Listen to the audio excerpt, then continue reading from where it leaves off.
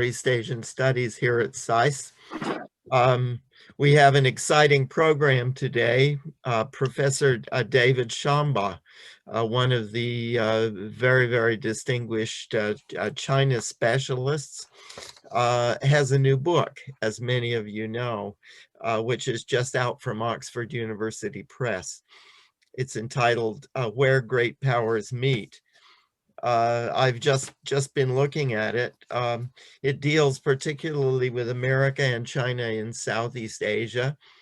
Of course, as one of the most distinguished China specialists internationally, who was editor of China Quarterly for a decade, who taught at SOAS in London, the School of Oriental and African Studies. And then recently, of course, for many years in Washington, D.C. as the Gaston Seeger Professor of Asian Studies and the Elliott School over at George Washington. Also the director of the China program. As our commentator also, we have someone who almost was a classmate, not quite, but very close in time to Professor Shambaugh, Professor Ambassador David Shear. As many of you know, Ambassador Shear was also served as head of the China desk, political minister counselor in Tokyo, and finally ambassador to Vietnam, and then in a senior position in the Defense Department. So has done work that relates very closely to the subject that Professor Shambaugh is going to be talking about today. So it'll be an exciting discussion, and I personally certainly look forward to it. Professor Shambaugh.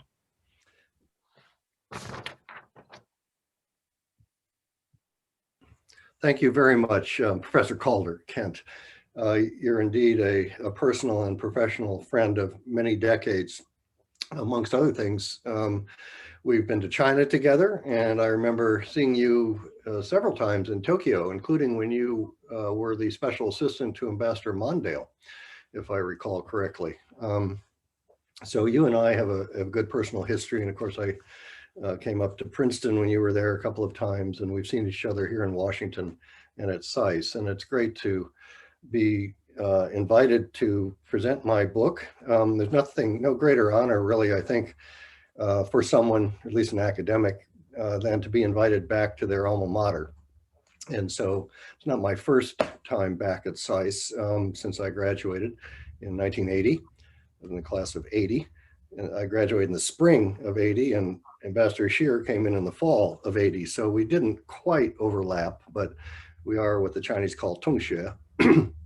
So no, quite sincerely, I really appreciate the invitation, and I have enormous respect for the institution and what it gave me in my training and my life and my career. I was recalling actually the other day, the first course I took in my life on Southeast Asia was in fact at SAIS, the International Relations to Southeast Asia, in 1979. So the seeds of this book, you might say, were planted a long time ago. They germinated for a long time. I've spent most of my career working on China and its various interactions with different parts of the world, but never really on Southeast Asia. I guess that's sort of one thing that's different about this project for me.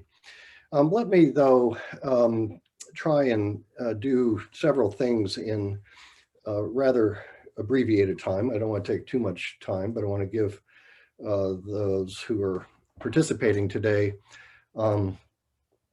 first of all, a sense of the book, how I got into doing this particular project.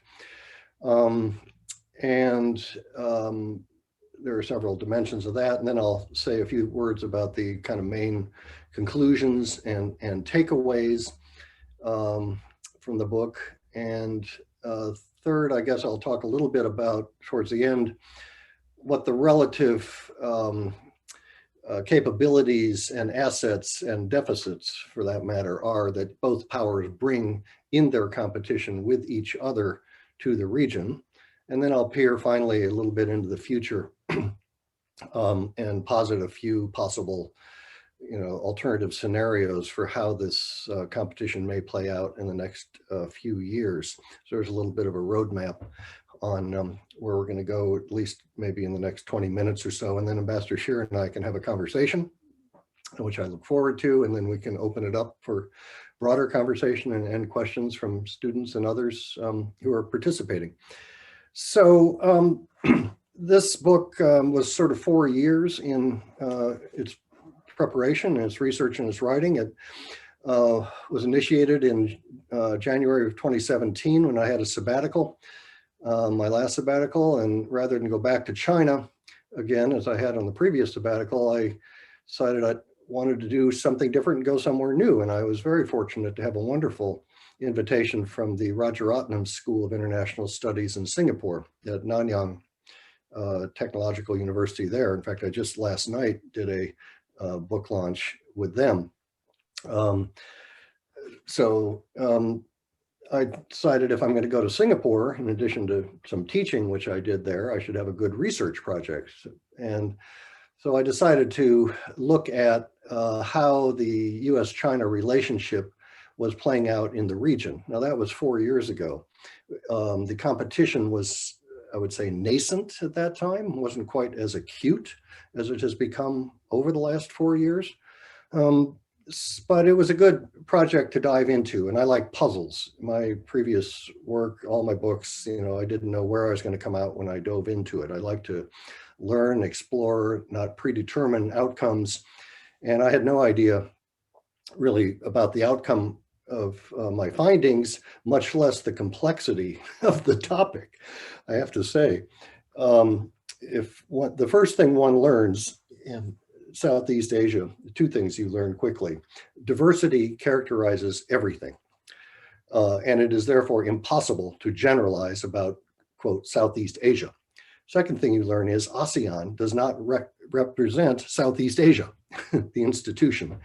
It does and it doesn't, but it's a very different type of organization. And those of us here in Washington, D.C., when we tend to think about Southeast Asia, Americans tend to think about the institution that, in theory, represents the region, like we do the European Union or the Organization of African Unity or Organization of American States or whatever.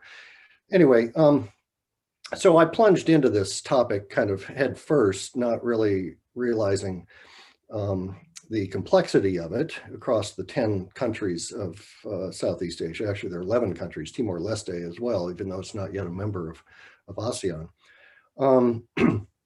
And it was a great way to travel around the region and learn about the region, educate myself about the region, where I had been before, but not to a lot of these countries. And some of them I hadn't been to literally in decades. I hadn't been to Burma since the late 1970s. In fact, when I was a student at SAIS. So I was able to get to 9 of the 10 countries of Southeast Asia, the exception being Laos, which was just a circumstantial thing, not intentional.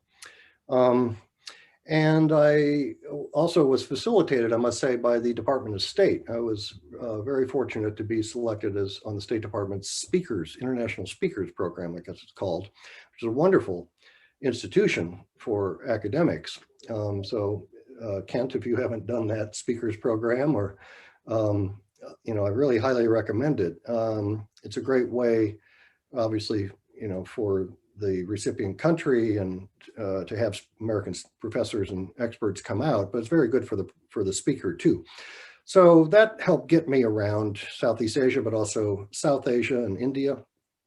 Gave something like 40 lectures in 10 countries in 6 months. It was intense, but it was good. So that's how the book got started. I went back I spent 6 months there that time, and I went back for 3 more months the following year to a different institution in Singapore, the Institute for Southeast Asian Studies at NUS, and to finish up some of the field work in Malaysia and Indonesia that I hadn't quite done the previous year. So really 2 years of research in region, and then 2 years of write-up back here in the United States, and now it's come out. So that's the first kind of contextual factor. Secondly, this is not just a book about China and Southeast Asia, of which, by the way, there are several new ones, notable ones, including by Professor Lampton and two of his SAIS PhD students, Selena Ho and Chung-Chi Queek. In fact, I was just emailing about an hour ago with Chung-Chi in Malaysia. And so you know about that book, about the high-speed rail program that they've written about, written a great book about. There's another one by Murray Hebert from CSIS, and another one by journalist Sebastian Strangio, and another one by Stanford professor Don Emerson. There's a kind of mini tsunami of books about China and Southeast Asia that have appeared just in the last 3 months, really. Mine is slightly different. It's not just about China and Southeast Asia, it's about the United States as well in Southeast Asia. Third kind of caveat is that it's not just a study of contemporary affairs. It's very much a book of history as well. So forewarning to those of you who are thinking of buying the book, and I encourage you to do so, you're going to get a good dose of history. And it's just crucial to understand that background for both powers as well as the member states and countries of the region. You can't just parachute in at present or in the last couple decades and understand those dynamics. Both the United States and China bring a lot of baggage, if you will, with them to their contemporary interactions in the region. Now, I shouldn't take a lot of time on that. I mean, there are 2 full historical chapters, sort of pre-20th century, and then chapters on the 20th century for each power. The book is organized sort of in an outside in and inside out fashion. So I have these parallel chapters of how the 2 powers have viewed and interacted in the region historically and over time, and how they see the region, what policies they've pursued and different elements of their presence there. And then in chapter 7, I turn it around and look inside out how the region has dealt with these external powers. So in the case of the United States, you know, the American presence in the region goes back to 1802 and the first American consul in what was then known as the Dutch East Indies. And I trace that through the American diplomatic presence in the Kingdom of Siam and the first 2 treaties that the United States signed with any Southeast Asian societies. That was with the Kingdom of Siam. Then the arrival of missionaries, and then the arrival of business, commercial traders, and then the arrival of the American Navy, which was then called the Asiatic Squadron. And then into the 20th century, after the Spanish-American War, of course, the Philippines becomes an American colony, the only colony the United States has ever had. So I go through all of that history and in and through the Second World War and MacArthur's island hopping campaigns and the war on mainland Southeast Asia as well, then through the Cold War and the Vietnam War. So there's a lot from the American side. There's a lot of compressed history. Mind you, historians would cringe at a political scientist trying to compress such history into 1 or 2 chapters. And then I do the same, I dare say, for China in 2 parallel chapters. Now, in the case of China, like everything else, it goes back a long, long way. The first recorded records of Chinese interactions with Southeast Asia were during the Qin dynasty, 221 to 206 BC. And most of and that was overland with Vietnam, which Ambassador Shear well knows and will tell us the Chinese occupied for nearly a century. And that relationship has been one of historical animosity, I think it's fair to say. It's deep in the DNA of certainly the Vietnamese. But the main historical story of China and Southeast Asia really has to do with maritime Southeast Asia and the so-called Nanyang or Nanhai trade.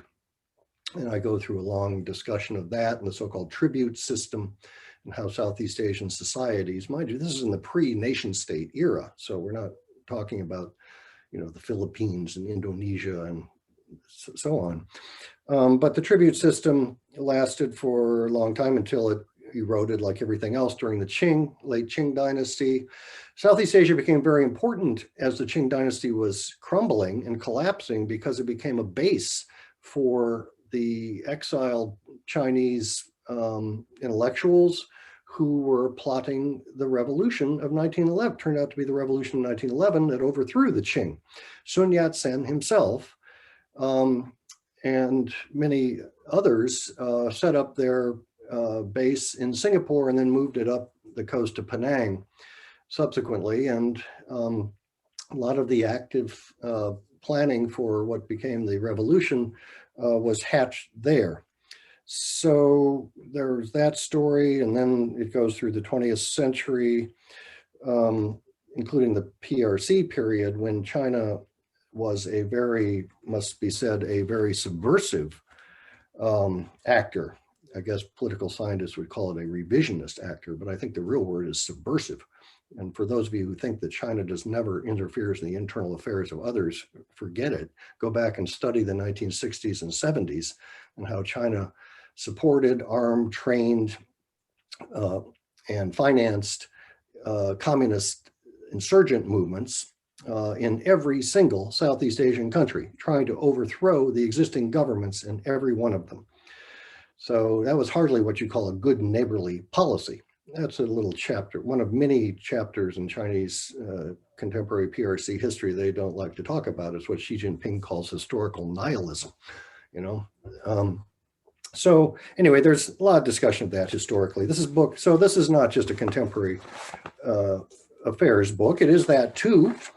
A lot of it is, spent on the last 10 years and the present time. Okay, so then the last thing to say about the book is my approach. I proceed from the premise, and I believe in general, that the United States and China are now locked into indefinite, comprehensive competition across all functional domains and every region of the world. And indeed, outer space, cyberspace, the Arctic, the Antarctic, you name it, the US and China are in competition with each other. What kind of competition? Competition of political systems, diplomacy, commerce, security, military, espionage, ideology, values, science and technology, education and research, public diplomacy, soft power, culture, media, governance practices, and global governance practices. Every one of those domains, I would argue the United States and China are not only not on the same page, they are in competition and directly disagree with each other and are contesting those spaces, you might say. And that is the overriding defining characteristic of international relations today, and will be, I think, well into the foreseeable future. So what I take that as, you might say, the independent variable in my analysis, and I apply it to Southeast Asia. And I argue in the book that Southeast Asia is sort of in the crosshairs, or I call it the epicenter of Sino-American competition. And therefore, it's an interesting case study, kind of a microcosm and perhaps a harbinger of how the Sino-American competition is going to play out in other regions of the world. Now, of course, other regions have other characteristics, so it's not going to be identical, but I argue that there's a lot in the Southeast Asia case that we already see in other regions, and I think will replicate elsewhere. So that's the approach I take, as is embodied in the subtitle of the book, or the title of the book. So with those disclaimers, what are my main findings and the big takeaways? So the first is that I think analysts need to take and understand Southeast Asia on its own merits. This is not just a, sort of petri dish or region for big power competition. This is a highly diverse, as I say, highly significant region across any number of indicators. Economics, it's the sixth largest economy in the world if you add the 10 ASEAN GDPs together. Kent has written himself about the region and about Singapore in particular. Energy, Kent, you have also written about the importance of energy in the region. And of course, I think it's 25% of the world's oil supplies and 40% of the world's merchandise trade pass down through the Malacca Straits and up through the South China Sea to Japan, South Korea, Taiwan, and mainland China, all of whom are dependent on those supplies. And therefore, geostrategically, it's really at the crossroads of the Indo-Pacific, right in the middle of the Indo-Pacific. And other reasons. So in population, even 650 million people live in Southeast Asia. It's a vast, sprawling region, 3,000 miles from east to west, 2,000 from north to south. As I say, 10 countries, but the diversity within them, extraordinary. So this may seem self-evident to people in Southeast Asian studies, but for Americans, I think, and even for policymakers here, Dave, I'd be interested in your thoughts on this. There isn't much appreciation of the importance of Southeast Asia in its own right. And one of the arguments in my book is that we have to take it in its own right, not just as some area where we're contesting China. I make the same argument a few years ago about India and the growing American-Indian relationship, which some Americans wanted to use as a kind of tool, or that's the wrong term, but in the competition with China. No, that's not the way to build relationships. You don't build them with India, and you don't build them with the Southeast Asian countries to try and in the context of America's competition with China. That's a big mistake. I think, in fact, I quote Ambassador Shear in the book, what America needs to do is to, quote, help them hedge. I have that quotation in the book. I don't know if you remember that, Dave, but. Oh, yes, I do.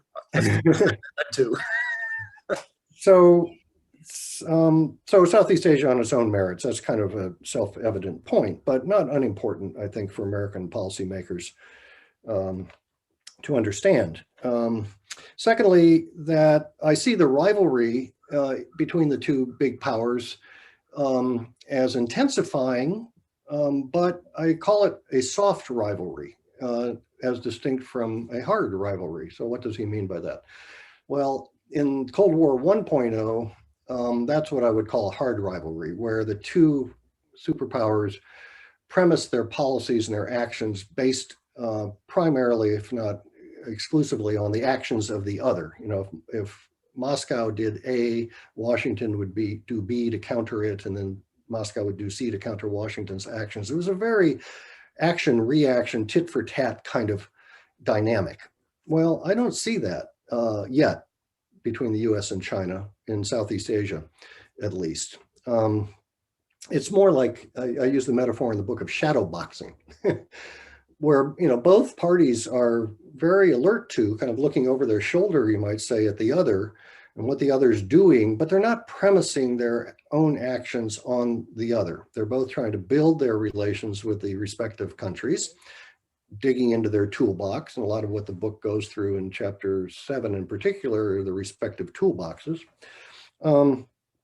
So that's a finding. It's not yet polarized. It's not yet active action-reaction. Can get there, as I say. That is one possible scenario. But it's this different kind of rivalry, and hence we can't really take that part of the Cold War analogy and apply it this time around. Third takeaway is that this is not simply a dyadic binary story between the US and China. There are other actors in this drama, other regional actors, by which, of course, first of all, are the Southeast Asian states themselves and ASEAN, which is a pretty weak institution, but it's an actor. But what I really have in mind here are the so-called middle powers. Japan in particular, which Kent is a leading expert and has written a lot about, and you're teaching a course on, Ambassador Shear, at the moment. India, Australia, and the EU. The EU, it may surprise people, until this past year was the leading trading partner for Southeast Asia. China has just overtaken 2020. The EU and ASEAN has become China's #1 trading partner as of last year. How much of that is COVID related and how enduring will it be is to be determined. But anyway, it's not just European commerce. It's, I would argue, European cultural ties, educational ties. There are more Southeast Asian students that go for university educations, postgraduate and undergraduate, to Europe than they do here to the United States. Well, that reflects their colonial pasts, perhaps, and the cost of tuition, perhaps. And in fact, many continental European countries offer free packages for Southeast Asian and other students to study in their universities. So the EU, and the EU has the 5-Power Defense Pact. British and the French have both undertaken joint naval maneuvers with the United States in recent months. British are about to send one of their aircraft carriers out there to the South China Sea shortly.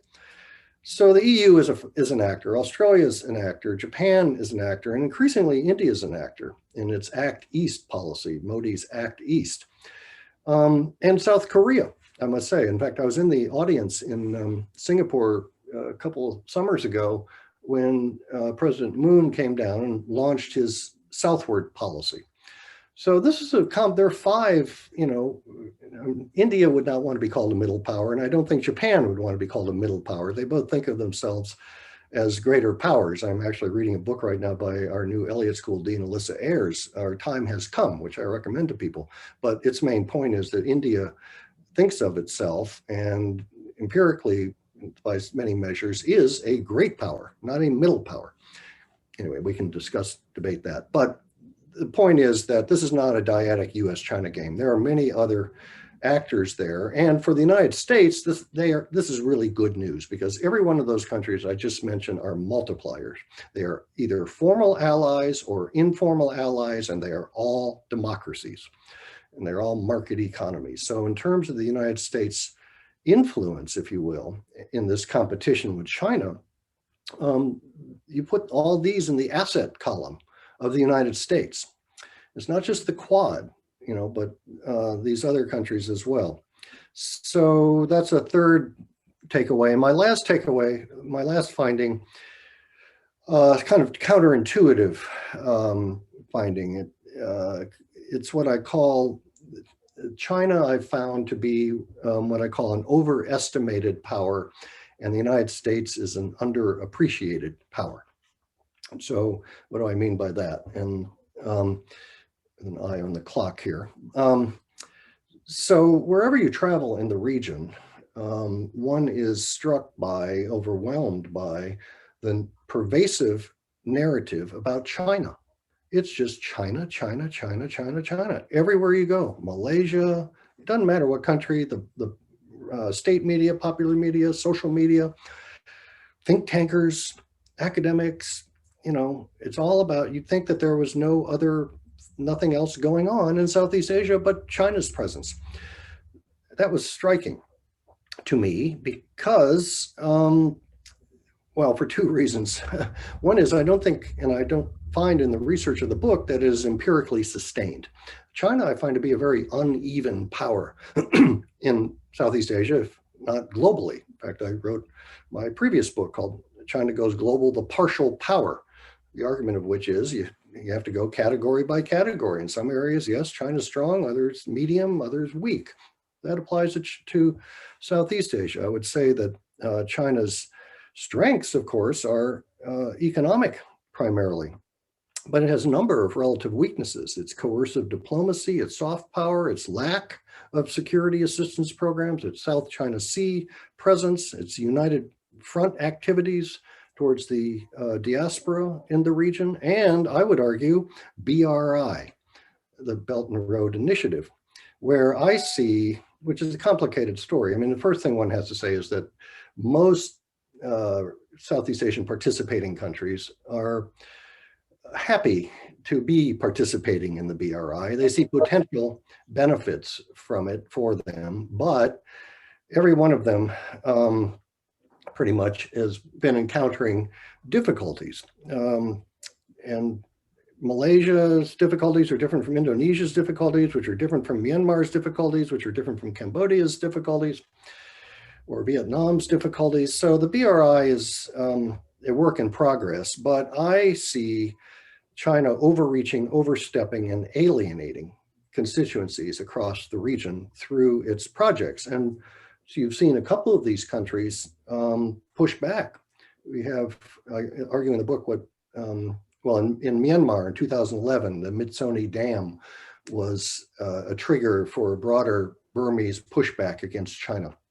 And then, of course, Mahathir gets reelected as head of state in 2017 in Malaysia, and he freezes all the negotiations or the projects. I think there are 13 of them ongoing. I've been to a number of them in Malaysia, and renegotiate several of them. So I argue in the book that I think going forward, other Southeast Asian countries are going to have what I call Myanmar moments or Malaysia moments, where they say, time out, China.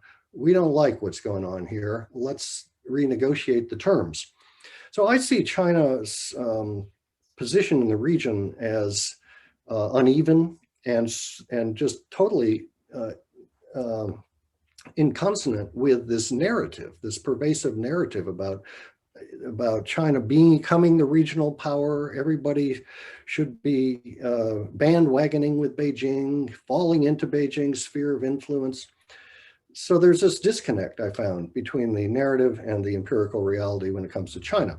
Now, when it comes to the United States, similar disconnect, but in reverse. You never read about the United States in regional media, rarely, very little. And there's very shallow appreciation of the multiple dimensions of the United States in the region, whether it's commercial, diplomatic, security assistance, educational, soft power. Southeast Asians are just frankly very unaware of the American footprint across the region. And as a result, I would say one implication for the American government, the new Biden administration, is we have a major public diplomacy challenge on our hands in simply advertising, if you want to call it that, what the US does in the region. So I find that the US has its weaknesses, to be sure.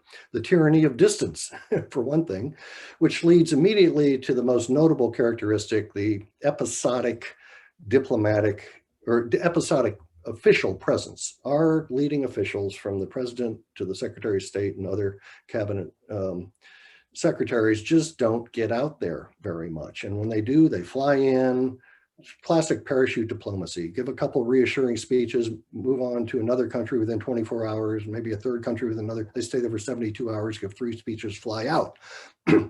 Southeast Asians very politely sit there, listen to the speeches. Thank you very much for the reassuring speech. We'll see you again in 2 years. You know, it's just really a problem. But I would argue its geography is part of the problem. It's not totally intentional. So our episodic diplomacy, and there's a wonderful book by Joseph Liao called Ambivalent Engagement, published across the street at Brookings. Joseph is the Dean of Social Sciences at Nanyang University in Singapore. I just saw him last night. So that's it, ambivalent engagement. Diplomatically, that's a weakness. We're not there regularly as we need to be. However, on the strength side, our security assistance program's second to none.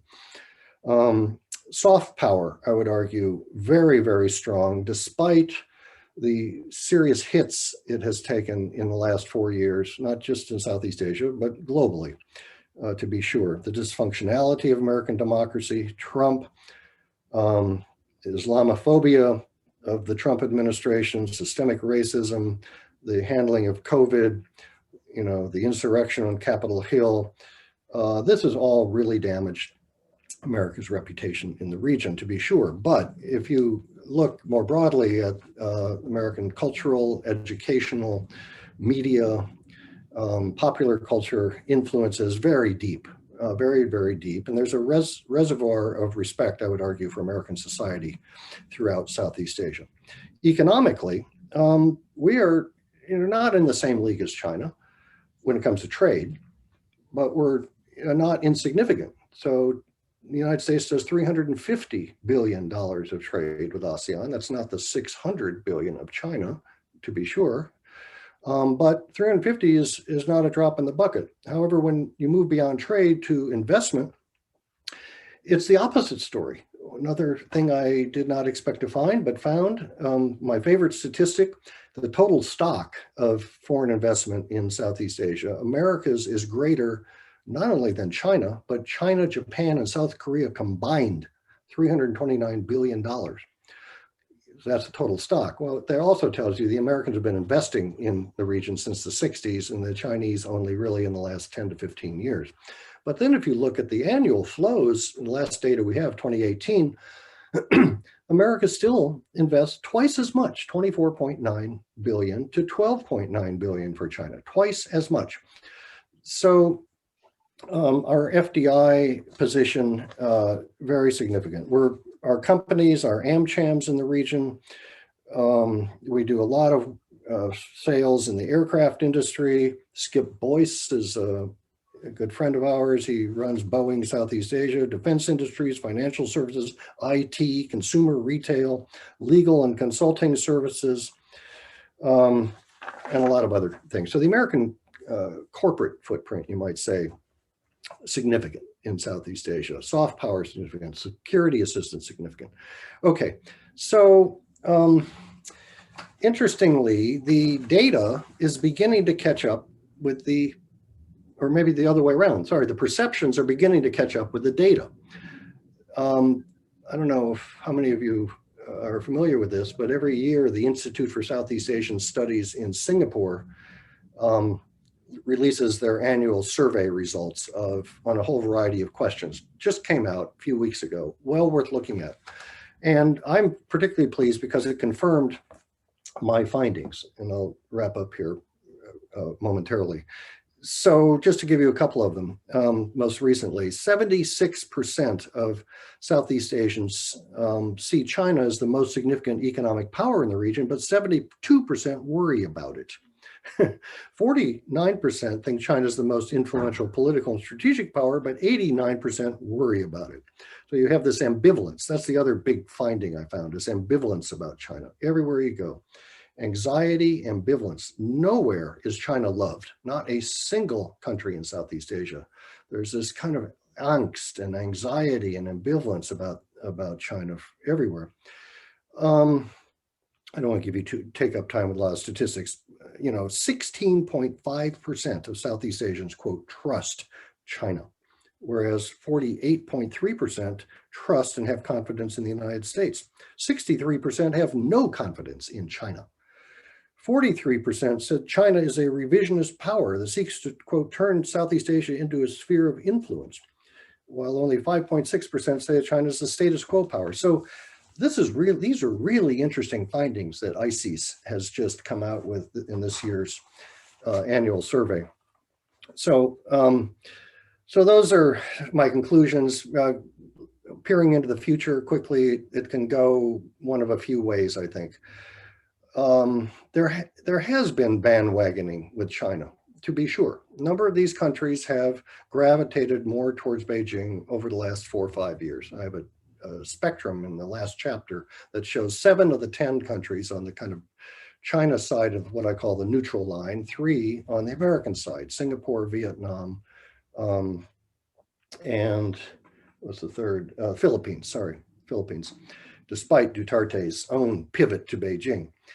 So yes, there has been bandwagoning. That can continue. That is one possible scenario. Maybe Southeast Asia is going to become part of China's sphere of influence and we'll have a 21st century version of the tribute system. Maybe. I don't think so, for the reasons I've just outlined. Secondly, we could see a greater polarization of the region, more tit for tat competition, as I indicated, hard rivalry. That could emerge. And thirdly, we might see a greater assertion of ASEAN itself and these other middle powers. I mean, ASEAN's sweet spot is not to be caught in the pincers between Washington and Beijing. That is their most uncomfortable place, and they are forever telling us, particularly Prime Minister Lee Hsien Loong in Singapore, don't make us choose. And then they will tell you, you Americans may not like the choice. We may choose Beijing. So words to the wise for the Biden administration, I don't think they need to be told it. Don't force a false choice on Southeast Asia. Just be there, be present, be supportive, and give these countries options to China, because they all want options to China. Why don't I just stop there? And Dave, we can enter conversation and take it wherever you like. Thank you, David. Thank you very much for that terrific presentation. I'm going to just share a few of my thoughts with everybody on your book. It was a good read, and then I'm going to ask a few of my questions before we open it up to other participants, if that's okay. First, with regard to my thoughts, I think this is a great book, and I told David before everybody else came in that I'd be happy to stand with him in front of the State Department and hand it out to incoming Biden administration people, because I think it's a great, it sets a great agenda for the United States as a competitor in Southeast Asia. And I liked a couple of things about the book. First, as I suggested, it's a great pep talk. It suggests that American influence in Southeast Asia certainly hasn't collapsed just because the relative level of Chinese influence has risen.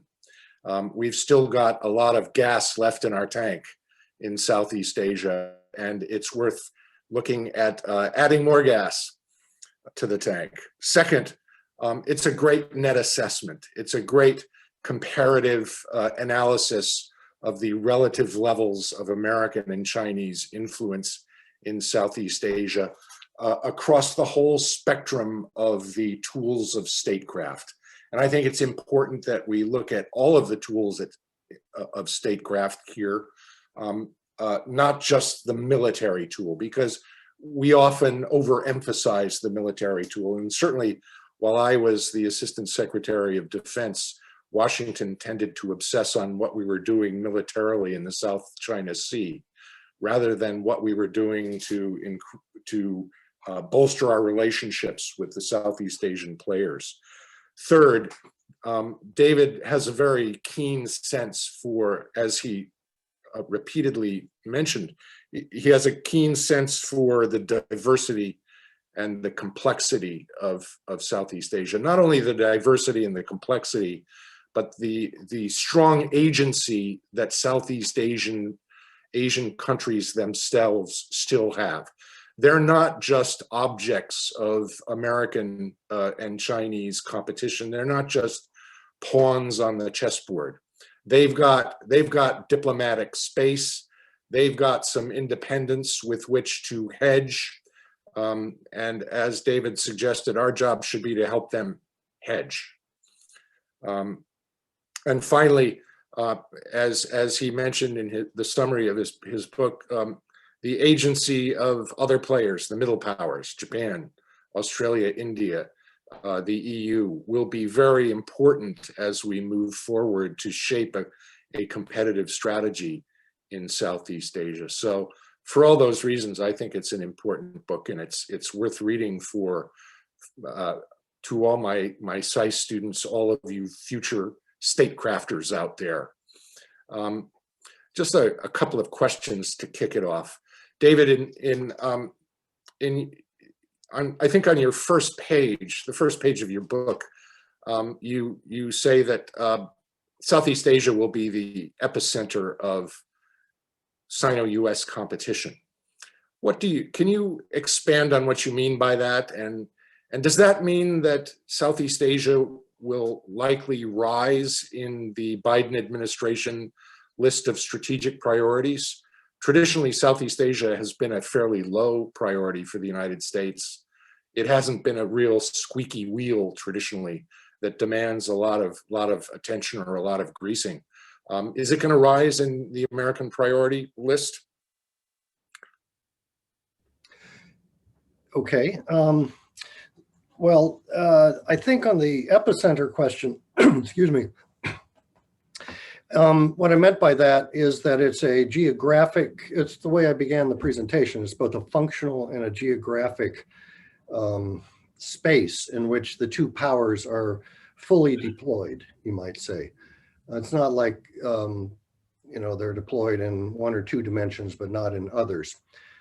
Yes, each of them have relative strengths and weaknesses in their toolbox. And for the sake of time, I scratched that part of the presentation comparing the toolboxes. But that's the first definition of the epicenter, is that all the tools in each country's toolbox, whether they're cultural, commercial, aid programs, and another counterintuitive thing I learned, I didn't know, is that America's ODA or aid programs in Southeast Asia are 4 times the amount of China's. I just intuitively would have guessed it was the other way around. Well, the USAID spends a lot of money, mainly in the Mekong Initiative, but throughout the region. So that's the first definition of the epicenter, is the different tools in each toolbox.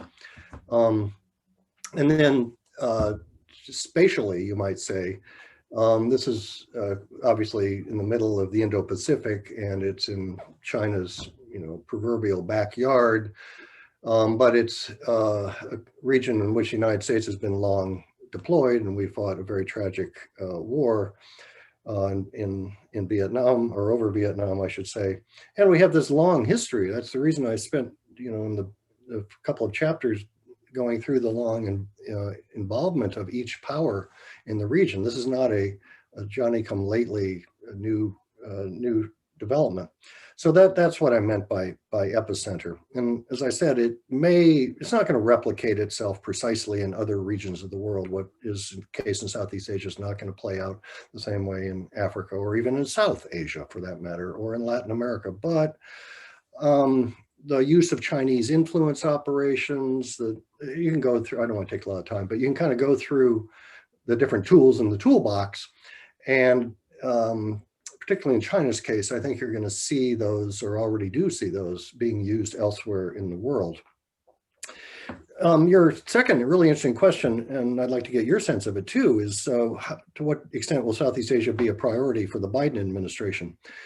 Well, the main thing to recognize is that the pattern over time has been this, what Joseph Liao calls ambivalent engagement, the episodic attention. I would love to say that the United States had sustained its attention for a period of time. The only period of time I argue in the book that occurred was, in fact, the Obama administration. And maybe it had to do with the fact that President Obama himself spent 6 years of his youth in Indonesia. He had an awareness of the region, an appreciation of the region. Maybe it had to do with Kurt Campbell. Maybe it had to do with Hillary Clinton. Maybe it had to do with a number of factors. But the US during those 8 years, from the American perspective, interestingly, never invested more diplomatically and in cultural exchanges. We set up something called YSEALI, for example, a Young Southeast Asia Leader Initiative, which is a fantastic program, still going. Anyway, the Obama 8 years prioritized Southeast Asia as it had never been by any previous administration. But interestingly, if you talk to Southeast Asians about it, and as I did just last night, they found a lot of bark and no bite, or not as much bite as they had hoped for. The follow through on the pivot policy, and particularly on the South China Sea at the end of the Obama administration. They said, where was your hard power, America, when we really needed it? So I don't know, but Biden, so I would anticipate, first of all, a greater prioritization under this administration. Many of the people who are running Asia policy in this administration ran it during the Obama administration, beginning with Kurt Campbell. He has a deep understanding and appreciation of the region, and many other officials, not fully staffed out yet, but it's going to come up. That's for sure. And if we play our cards right, and we need to emphasize a few things that haven't been in the past. Public diplomacy, as I say, is a big part of it. The US-China competitions can be waged in multiple domains, but I think it's going to be won or lost in the perception domain, in the information domain, and the telling of narratives and the countering of narratives. So the United States has got to tell its own narrative a lot better. And it needs to counter China's narratives. It needs to call China out. When China stumbles on the Belt and the Road, well, we can make that known, you know? So I would argue that Biden needs to do some fine tuning. You can't just take the old playbook from the Obama administration, blow off the dust and say, where were we 4 years ago? That's not going to work. The region has changed. The region has changed and our partnerships have evolved and deepened. Vietnam, where you served as ambassador, is an even better, deeper partner today than when you were there or prior to your service. The Indonesia relationship, U.S.-Indonesia relationship, much deeper than people realize, including the military to military ties. Singapore relationship could not be deeper or better. And even we got some work to do in the Philippines and in Thailand, where we have real supposed alliances in each case. Both of those are in dire need of repair, the Thai relationship in particular. And you know, I think that the competition between the US and China is also going to be determined in Thailand. And the Chinese are winning it in the last few years. And the US, for various reasons, including our reaction to the 2014 coup, you know, we are not in as strong a position with our so-called allies. And I say so-called because it's not a real alliance. It's a complicated story, but we've got work to do. The Biden administration has work to do, but I think it is going to be a priority and it ought to be.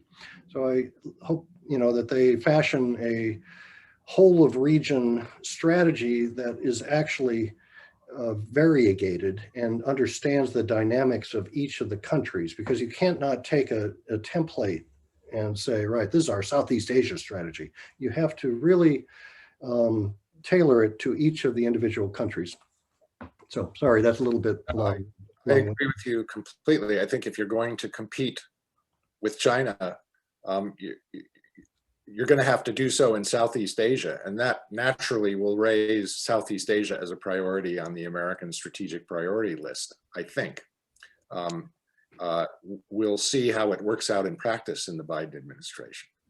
But in Northeast Asia, things are fairly stable and fairly locked up. It's hard for either China or the US to make big initiatives in Northeast Asia, whereas Southeast Asia is more of an open playing field strategically. It's not somewhere where the United States is going to move in and establish primacy by making more alliances and deploying more military forces. The premium is going to be on economic policy and, as you say, on getting our message out, I think. And that'll be a big test, I think, for the Biden administration. The extent to which they can do that in a coordinated, high priority way will be very, very important. And exploiting the anxieties that all these societies have about China. You know, I don't want to be too flippant, but I think one of the real strengths of the United States and Southeast Asia is precisely China. And China's overstepping, overreaching, tone deafness, inability to see themselves as others see them. You can apply that to every other region of the world, by the way, too. I think it's the #1 challenge to Chinese diplomacy as a great power, is to learn to listen.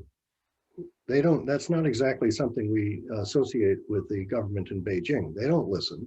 They don't take criticism well at all. They get very defensive, push back, and stay on what I call autopilot. Well, if you're going to be a great power in the world, I'm sorry, you're going to get criticized. We Americans know that. And the question is, how do you take the criticism? Do you listen? Do you engage the other side? Do you maybe recalibrate your policies and actions on that basis?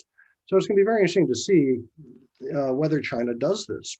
So far, there's no evidence that they're listening or they're self-aware. So I would argue that's a real asset for the United States. Let the Chinese overplay their hands. There will be what I call the iron law of international relations, counterbalancing. There will be pushback, and that helps the US. And we have these other multiplier states that we talked about. Those are all assets of the United States. So the United States has a very strong hand, I think, to play vis-a-vis China in the region. And I think it will require that the administration recognize agency among the Southeast Asians, not just on the part of the strong agents like Vietnam, but even Cambodia, who you classify as almost a Chinese client state. And I think in his foreign affairs review of your book recently, the great Singaporean statesman Bilahari Kausikan said that the diplomacy of ASEAN and its members is naturally promiscuous, not monogamous. So we need to maximize their promiscuity, you might say. Yep. Let's open the floor to questions. Please use the hand raise function, and I'll call on you. And when I do call on you, please identify yourself and your organizational affiliation. Anybody?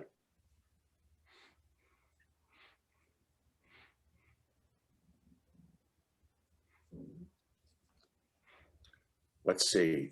Am I seeing everybody? Any questions for David? Alvin Kamba. Oh, hi. Hi, so my name is Alvin Kamba. I'm finishing my PhD at Johns Hopkins University in the Sociology Department. I'm also an incoming assistant professor in the Corbell School of International Studies in the University of Denver. Thank you for your presentation, and I work on the same topic myself, Professor Shambaugh. I work on China, Southeast Asia. I've done fieldwork in the Philippines, Indonesia, and Malaysia in the past 2 to 3 years. So I know this region, at least the countries, quite well. I'd like to push back on some of the data that you presented, and I wonder to what extent would it change some of the conclusions or some of the points that you made. One is about foreign direct investment. One thing that is well known in the region is that even though the United States does hold majority of the FDI stock, most Chinese investments go to Hong Kong or the offshore financial center, and that usually underestimates the amount of Chinese FDI that goes through the region.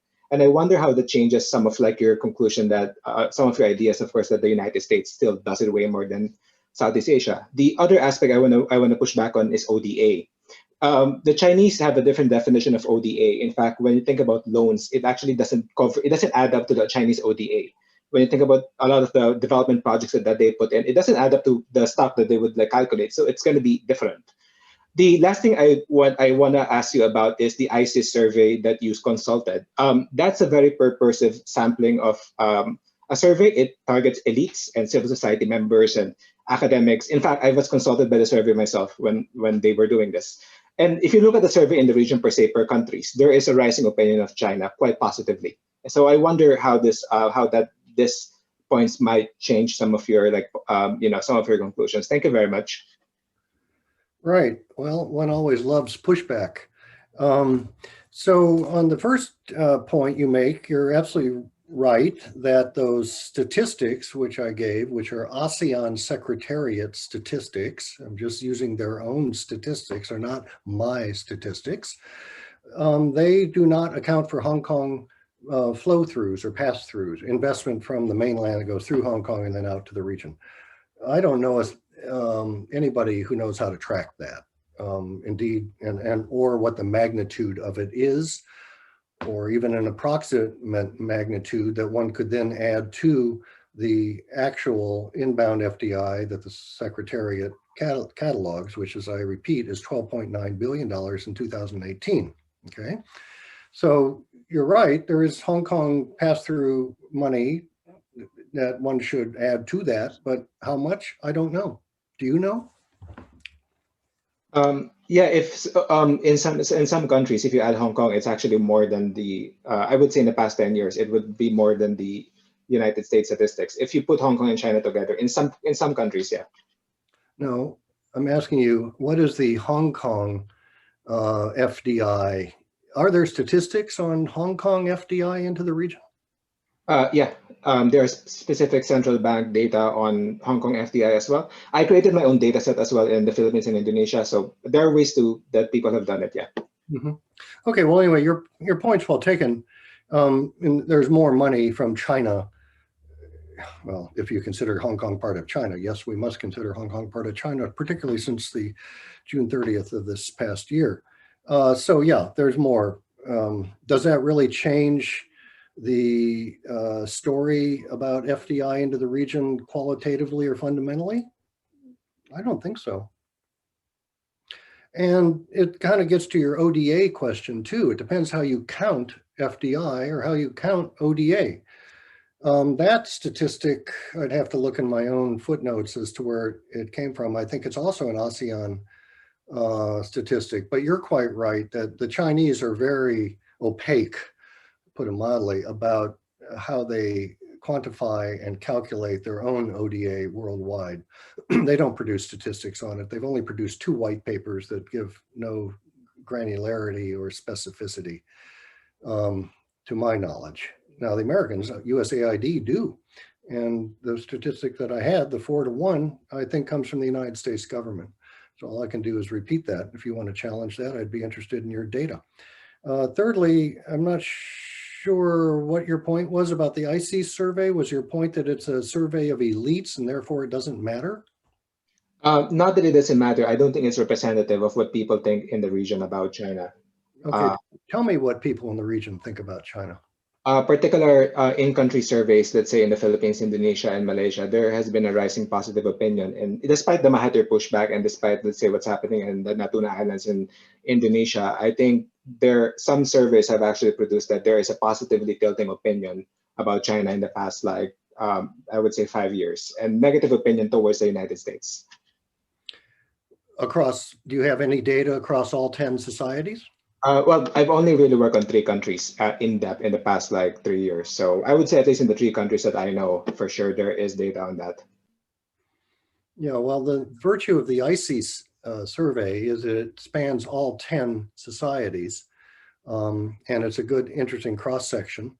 So I would put a lot of stock in that survey. You know, I myself have encountered this in Indonesia in particular, you know, rising popularity of China, but I've also encountered a lot of anxiety and distrust of China. You know, I think it's the same thing you find in Northeast Asia. There's a lot of ambivalence and it's very fluctuant.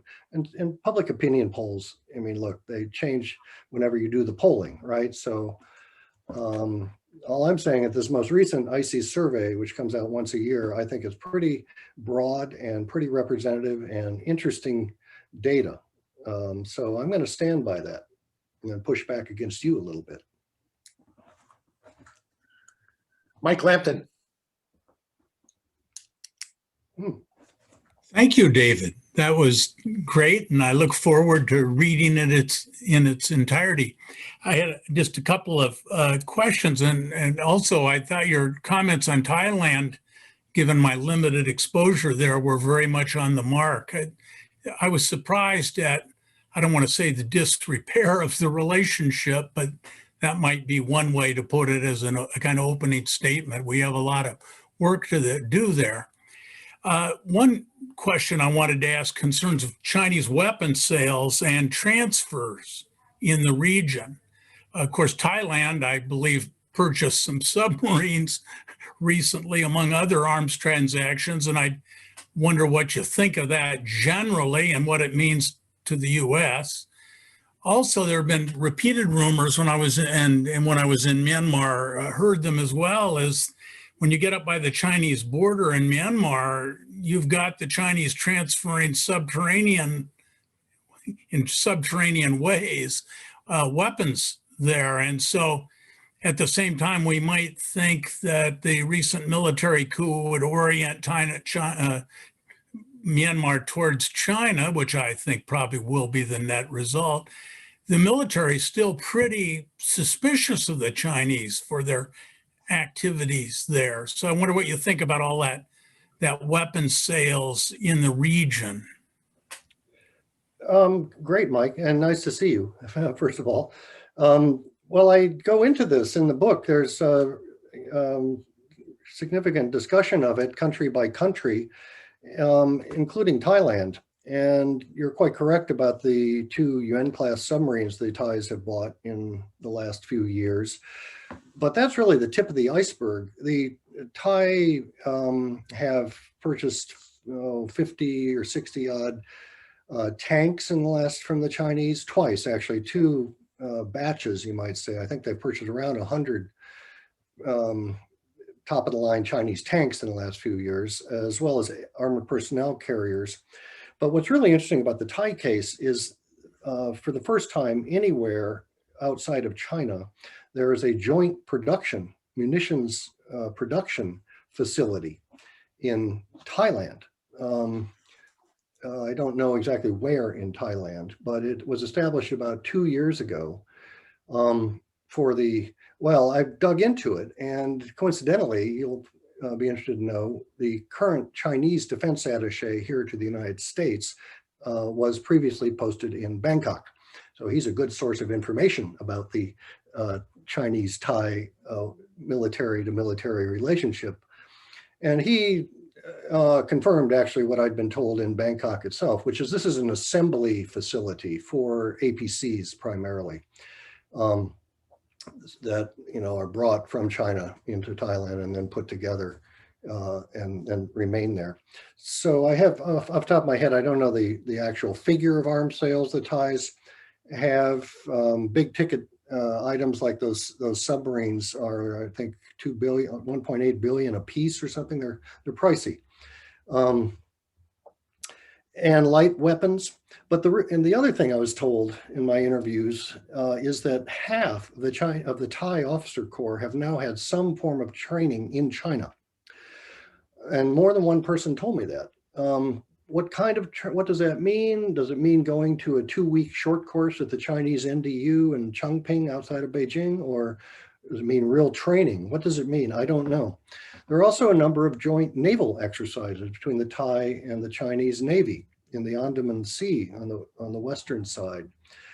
And the Thai have given the PLA Navy access for some of its ports on the west side as well. So the Thai, if you look at the Thai-China military relationship, I was about to say it's the closest of any Southeast Asian country to China, but that's not true. Cambodia is, followed by Myanmar, despite the point you just made about the Myanmar military's ambivalence. I think it's fair to say they have a love-hate relationship with the Chinese military, because the Chinese military, as you suggest, have been supplying the Hua army in Kachin State, I think it is, to the north. But where does Myanmar get everything? It's uniforms, it's weapons, it's tanks, it's training, everything. China. So Myanmar, Cambodia cases are very, very close. They're almost complete monopolies, you might say. Laos, you may know that situation better than me because you've done field work there. I don't have a good feel for the Laotian militaries. It sounds like an oxymoron. But the Thai relationship closer. Now, if you look at the other countries in the region, there's not much going on. The Malaysians have bought 2 or 3 littoral combat vessels from the Chinese, or they're being co-produced in Malaysia. There's some tanks and APCs that the Malaysians have imported. Chung Chui Queek can give you chapter and verse on all this. There are naval exercises. So the Malay-PLA relationship also pretty thick, but not as thick as the US-Malay relationship on the military side. And nothing really to speak of between the PLA and Indonesia, nothing really to speak of between the PLA and the Philippines, aside from some light arms sales. So it's interesting when you go across the region and you try and look at that tool in China's toolbox, the military sales. By the way, security assistance, as Dave Shear can tell us, encompasses a number of things: training, exercise, intelligence sharing, weapons sales, after sales service, you might say, all kinds of elements. But the Chinese security assistance in Southeast Asia is one of their weaknesses. They don't have much, I would say. They don't have much market share, you might say. Europeans sell more weapons to Southeast Asian countries than does China. And I think even Russia may sell more than does China, and we certainly do. So I don't really see this as a strength of China's, despite it growing in a couple of individual cases. Calder. Hi, thank you, sir. Yeah, thank you for the presentation. I look forward to reading your book. I'm a current MIPP candidate here at SAIS, and I'd be interested to know your opinion on the effectiveness of current U.S. military engagements in the region. Specifically, do you think they live up to their stated goal of gaining and maintaining military access? And do they do so in support of diplomatic efforts? Or are they sometimes seen as a distraction in smaller exercises? Would you see them expanded? And if so, which countries would you prioritize?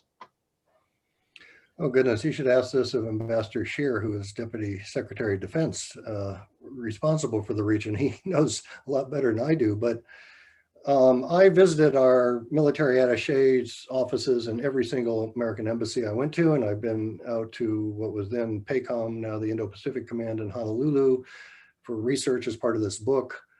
The American military security assistance programs, plural, are extraordinary.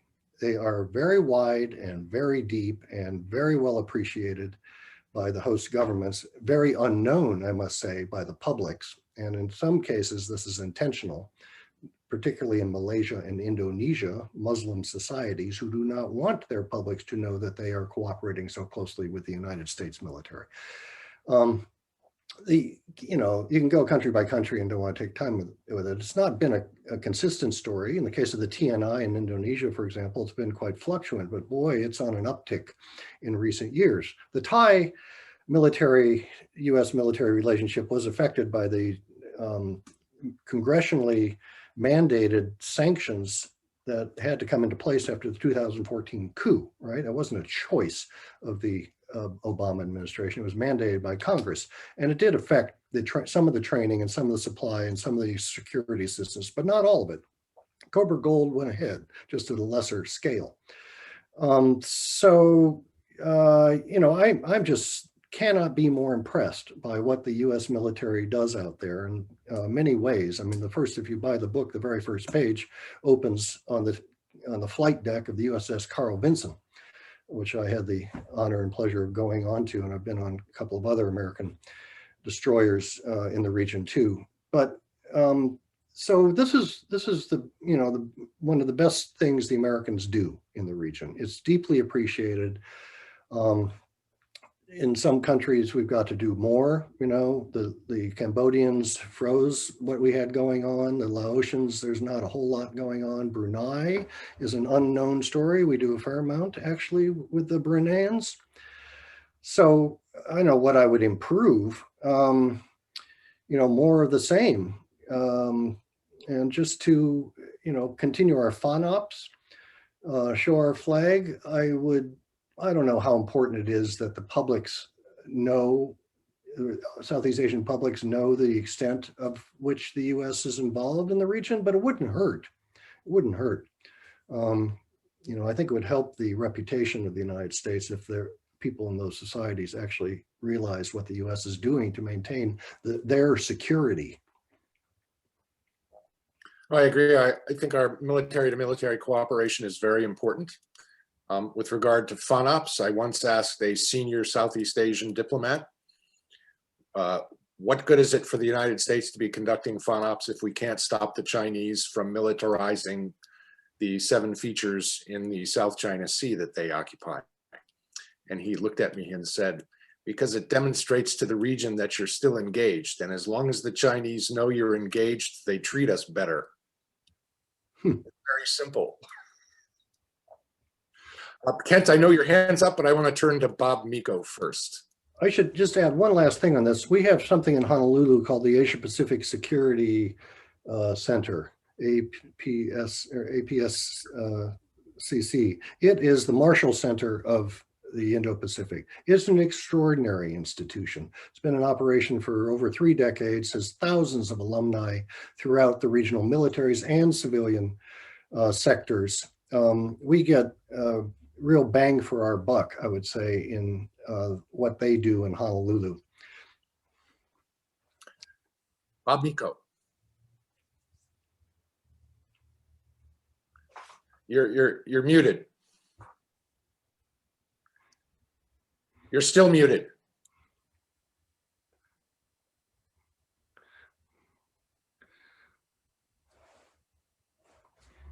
Can you unmute yourself?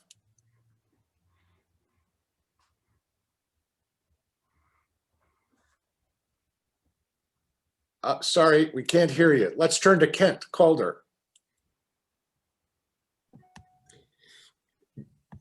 Just very briefly, I thought that was a fantastic talk, David, and needless to say, having been a disciple of Reischauer, I believe very, very strongly in the importance of public diplomacy that you outlined, and most of the things that you discussed there. You pointed out that the toolbox certainly of China and the US are very different. And there was just one aspect of the Chinese toolbox I wondered, particularly in the light of what you said about our strengths in public diplomacy, what you thought about the Chinese. Can you hear me there? All right. Yeah. You can hear me. Yeah, about what you thought of this, in a way, distinctive Chinese tactic, namely the use of local governments or sort of home areas in China as a form of informal outreach. I'm thinking particularly about Hainan, another one possibly Yunnan. I remember down in Kunming, there's a China Southeast Asia Forum every June, and various kinds of interaction there. And of course in Hainan, there's also a lot of ancestral ties, and then the Hainan government is active, and it's now to become a free trade zone and so on. How important do you think those kind of, and since they're regional, they don't elicit this sort of national level response, but I don't know, maybe they do also produce backlash. I wonder how you evaluate those kind of tools in China's toolbox. That's a really interesting question, Ken. And I stumbled across a few instances of Chinese provincial, you might say, commercial projects and educational exchanges in Southeast Asia. But I didn't look into it very systematically or very deeply. Yunnan, of course, and Mike Lampton, I think, probably can add to this question. He spent more time in Yunnan than I have. But in addition to Yunnan, it's Guangxi in particular, and Fujian, and of course, Guangdong.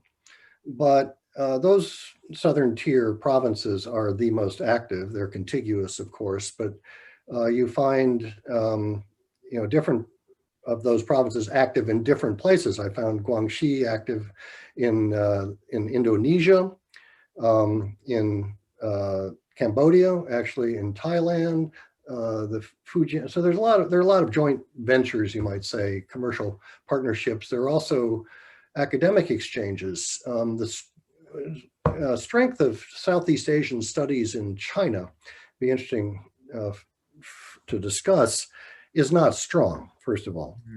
One of the other things I stumbled across that really surprised me, I didn't anticipate, is the dearth of academic research on the other in both places. The knowledge of China in Southeast Asia in academic circles and in think tanks is minimal.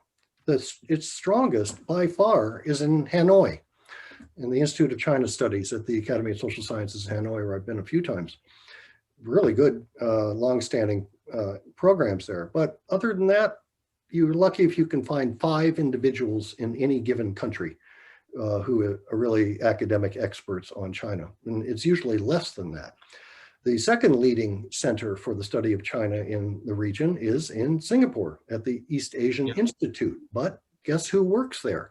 95% of them are mainland Chinese who come down and make their life in Singapore, analyzing their home country. At NUS and NTU has about 3 or 4 academics on their staff where I was, study China. NUS, handful. The Institute for Southeast Asian Studies itself doesn't even have a China section. Then if you go to these other countries, you'll find 1 or 2 experts in Bangkok. Thitinan, who was Mike Lampton's PhD student, I think, as well. you know, 3 or 4 good Thai China watchers, 3 or 4 good Malay China watchers, 1 or 2 Indonesian China watchers, 2 or 3 Filipino China watchers, one of whom unfortunately passed away from COVID last year. So, you know, Southeast Asian expertise on China, surprisingly non-existent, next to non-existent. Similarly, you go to China, in Beijing, all the big think tanks, Academy of Social Sciences, Kicker, CIIS, all the ones where you would expect to find expertise, no expertise, 1 or 2 people.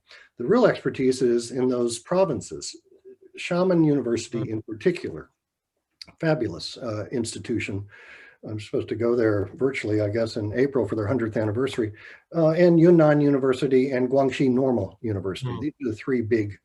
So you're just put your finger on a really important dimension, the sub-state dimension of these interactions, and I simply didn't look into it, you know, aside from what I just told you.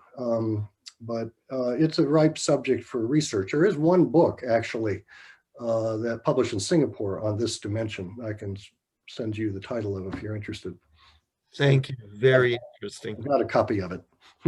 Yeah, thank you very much. You have time for one more question? Let's go to Lydia Long. Hi, my name's Lydia. I'm currently an undergraduate at Johns Hopkins University, and we're actually reading your book for this class that I'm in, which is titled Southeast Asia and U.S. National Security Strategy. So my question is, how valid is the fear that pushing certain countries, especially Thailand, too far will lead them more towards China? And how do you balance like the US democratic human rights ideal with our national security goals? And I'm referencing this more like comparing the US response to ongoing protests in Myanmar versus the protests in Thailand, which has been happening for a few months now. I'm sorry, I'm going to have to ask you to repeat at least the first part of your question. I'm sorry, I didn't follow it. Oh, no, that's probably my bad. The first part was how valid or how much merit do you think, goes to the fear that pushing certain countries too far, i.e. Thailand, Myanmar, will actually lead them more towards China? And the second part was, how do you balance the US democratic identity of human rights and with national security goals of maintaining relations with countries such as Thailand? Okay. Well, I don't think, first of all, the United States is pushing regional countries towards China. I think it's just the opposite. I think China is pushing regional countries towards the United States, or at least, no, let me put that, they're pushing regional countries away from them. It doesn't mean ipso facto that they fall into some American sphere of influence. There's no bandwagoning with Washington. Those days are over. The best, you know, the United States really can hope for is greater distance from, autonomy from China on the part of these Southeast Asian countries. And that's the trend line I see taking place, actually. And I expect will be playing out in the next 2 or 3 years. And that's why I found this ICES poll that your colleague up there in Baltimore didn't like so much. But I think that is really indicative of what we're going to be seeing over the next 2 or 3 years. We're going to see disenchantment, you know, and the sense of being overwhelmed. If you talk to Southeast Asians about China, there's this sense of just geographic proximity is too close, the money is too much, and China's just, you know, really kind of overwhelming some of these societies. So there's a discomfort with that. And therefore, they're looking for other options. And it's not just the United States. Again, it's Japan, South Korea, Australia, India, EU, anybody but Beijing. So I think that's the kind of broader dynamic. And I see the Chinese, you know, I'd be interested in Mike Lampton's views of this, but I see them as overreaching, and I see BRI increasing as an increasing negative, not a positive, in China's relations with member states of Southeast Asia and indeed elsewhere. I don't know, we'll have to see how this plays out. But I don't think the United States is pushing these countries towards China, quite to the contrary. Human rights versus national security, that's one of the longest standing balancing dimensions of American foreign policy, over time and over space in different countries around the world. This administration, the Biden administration, is definitely going to be prioritizing values. They've made it very clear. Secretary of State Blinken and others, Sullivan and the president himself. So you're going to see greater attention to human rights and the values, peace and democracy from this administration. How that's going to be manifest in Southeast Asia is to be determined, but I don't myself, other than the Myanmar case, think it's going to be a troubling factor in the U.S. relationship. Most of these countries, have democratized substantially. This is a different region than it was 3 or 4 decades ago, when it was overwhelmingly military regimes, authoritarian regimes, quite repressive regimes. You can't say that today. So I don't really see human rights as going to be a major friction point in the American approach to the region, other than Myanmar. And if it hadn't been for the coup, well, the Rohingyas, of course, is a major problem there. So I think there's not really that trade-off coming for the U.S. To answer your question, during this period of time in the Biden administration. So hopefully that helps. Terrific. Thank you very much, David. And thank you for joining us to review your great book. And I hope that everybody goes out and buys it and reads it as soon as possible. Thank you. I'd like to offer a few words of benediction. Thank you very much, that David. That was an outstanding presentation. I know we've learned a lot. I'm so pleased that our colleague Mike Lampton also has been able to join us, who has a very, very interesting new book that we also look forward to hearing more about. And I should only say we're delighted that everyone's been able to make it today. We have a big event coming up next Thursday evening.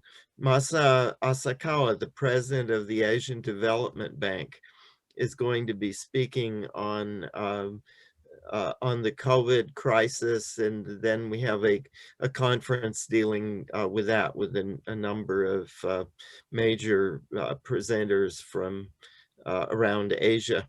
So again, David, thank you so much for your presentation, and looking forward to everyone to continuing the dialogue. Have a good weekend, and see everyone. Thank you, Ken. Thank you. Bye.